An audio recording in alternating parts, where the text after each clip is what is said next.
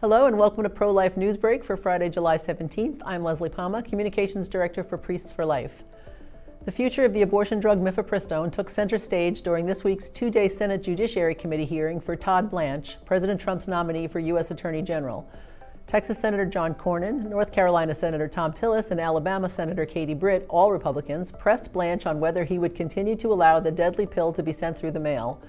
Blanche assured Texas Senator Ted Cruz that he would review the Comstock Act, a 19th century law that prohibits the mailing of any kind of abortifacient. Missouri Senator Josh Hawley also questioned why Biden-era policies surrounding the drug had not been rolled back.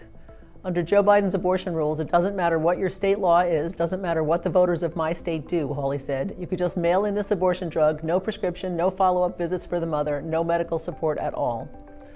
Democrats focused their questions on Blanche's handling of the Jeffrey Epstein files during his time as acting attorney general, and whether he thinks the Justice Department is sufficiently independent from Trump. No word yet on when the committee will vote on the nomination. In Texas, the body of a premature baby estimated to be at 5 or 6 months gestation was found along the shore of Lewisville Lake. Police said the baby was intentionally discarded at the location. Investigators did not reveal any other information about the child or speculate on whether the baby's mother might have given birth at the park. Idaho has become the fourth state whose voters will decide the future of abortion during November's midterm elections.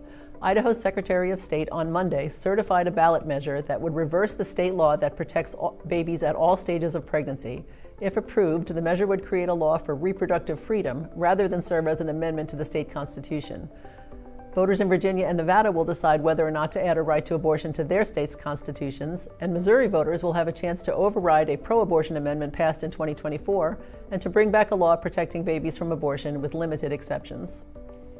In other Missouri news, after a judge struck down most of the laws protecting babies from abortion in the state, Governor Mike Kehoe, Attorney General Catherine Hanaway, and multiple state agencies have gone to the Missouri Supreme Court to appeal the ruling.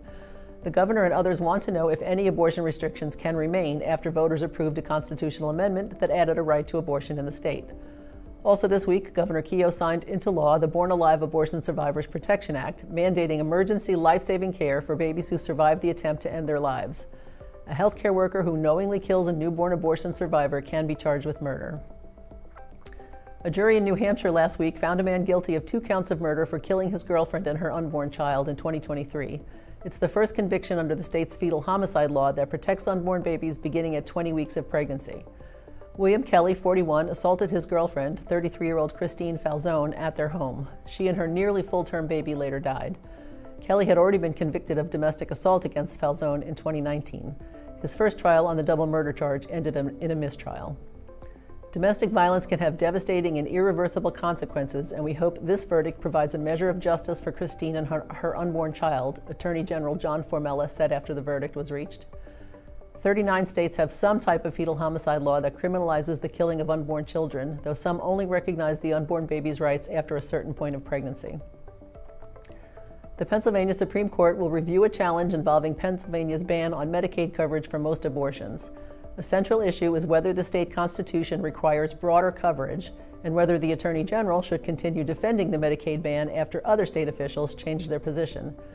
Meanwhile, a lower court judge has cleared the way for the state's Medicaid program to begin covering abortions while the constitutional challenge plays out in court. The Trump administration has proposed an Office of Management and Budget rule that would change how federal grants are awarded by allowing political appointees greater influence over funding decisions. Critics argue the proposal could make it harder for researchers to secure grants for studies on abortion if those projects are viewed as inconsistent with presidential priorities. Supporters say the rule would better align federal spending with administration policies and improve accountability in grant making. Planned Parenthood is suing the Ohio Department of Health over what the abortion seller says is a delay in transferring the operating license of the abortion mill known as Women's Med Dayton to Planned Parenthood ownership. The mill's outgoing owner, Dr. Martin Haskell, developed the barbaric partial birth abortion method that has since been banned nationally. Haskell retired last year. Planned Parenthood has characterized the license delay as unwarranted and without legal basis, arguing the department is not moving the transfer forward on the timeline required by state rules. The Ohio Department of Health has not commented publicly. In a rare victory for life in pro-abortion Michigan, a federal district court last Friday blocked a law that forced pro-life organizations to recruit and hire people who oppose their fundamental mission, as well as carry insurance benefits that include coverage for abortion. The U.S. District Court for the Western District of Michigan noted that the two pro-life organizations that challenge the law are likely to succeed, but asked Michigan's Supreme Court to determine how the law applies to the organizations. So the case is not yet over. And finally, a public high school teacher in Scotland was fired after telling students she opposes abortion and supports President Trump. Sarah Morse, an American Catholic who was born and raised in Georgia, said her students asked for her views. When she was summoned to the office the following day, she was told the headmistress wasn't having it and she was fired. She plans to take the school to court. That's some of what's making news this week. Thank you so much for tuning in. I hope you have a phenomenal weekend and that you remember always that life is the only choice.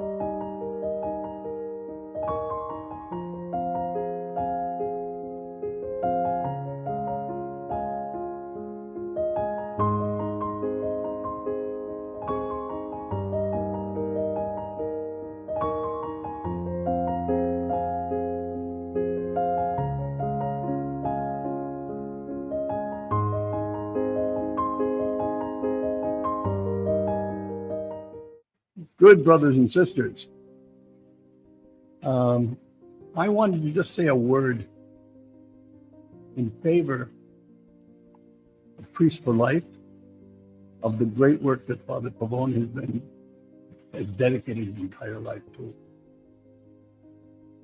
and ask for your support. Your support, spiritual support, and your financial support, both. If you can't afford a financial support, we understand that. However, not so easily do I forgive the lack of spiritual support. We need your prayers. With prayers, we can do a lot more than we can with funds, right? Please remember Priests for Life on a monthly basis, in a will, in a large donation, whatever. The battle we're in is a diabolical, and we have to win. We have to win. This is really the battleground, life and death. We ask you to be a part of life. God bless you, your families, all your children, and may your children's children's children, may you live to see them. God bless. Follow him, Frank Pavone, Fr. Frank Pavone. He is the National Director of Priests for Life. Please go to priestsforlife.org. Frank Pavone. Frank, thank you very much.